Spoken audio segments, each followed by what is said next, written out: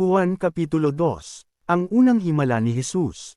Pagkalipas ng 2 araw, may kasalan sa Kana sa Galilea, at naroon ang ina ni Jesus. Si Jesus at ang kanyang mga alagad ay inanyayahan din sa kasalan.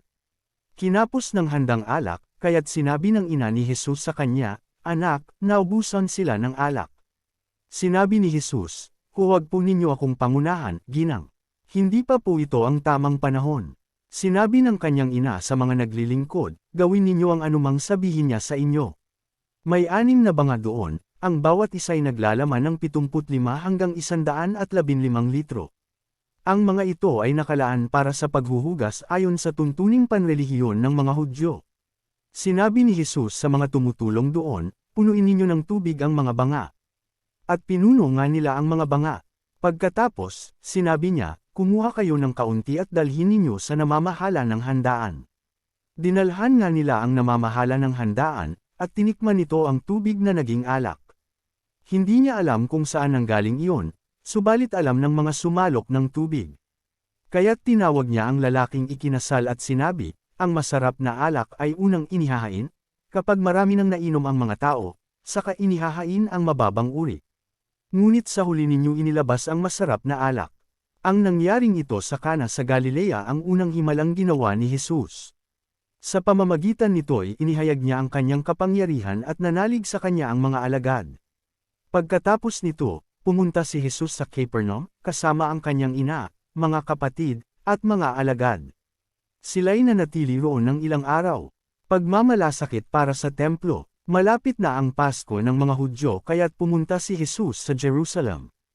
Nakita niya sa templo ang mga nagtitinda ng mga baka, tupa at kalapati, at ang mga namamalit ng salapi. Kumuha siya ng lubod at ginawa iyong panghagupit, at ipinagtabuyan niyang palabas ang mga nagtitinda, pati na ang mga baka at tupa. Isinabog niya ang salapi ng mga namamalit ng pera at ipinagtataob ang kanilang mga mesa. Pinagsabihan niya ang mga nagtitinda ng kalapati, "Alisin ninyo rito ang mga iyan. Huwag ninyong gawing palengke ang bahay ng aking ama." Naalala ng kanyang mga alagad ang sinasabi sa kasulatan, "Ang malasakit ko sa iyong tahanan, matinding-matindi sa aking kalooban." Dahil dito'y tinanong siya ng mga pinuno ng Hudyo, "Anong himala ang maipapakita mo upang patunayang may karapatan kang gawin ito?" Sumagot si Jesus, "Gibein ninyo ang templong ito, at sa loob ng 3 araw ay muli ko itong itatayo."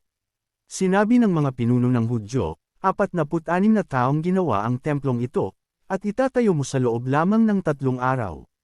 Ngunit ang templong tinutukoy ni Jesus ay ang kanyang katawan.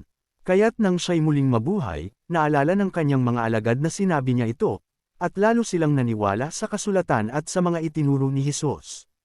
Alam ni Jesus ang kalooban ng tao. Nang pista ng Pasko ay nasa Jerusalem si Jesus. Marami ang sumampalataya sa kanya nang makita nila ang mga himalang ginagawa niya.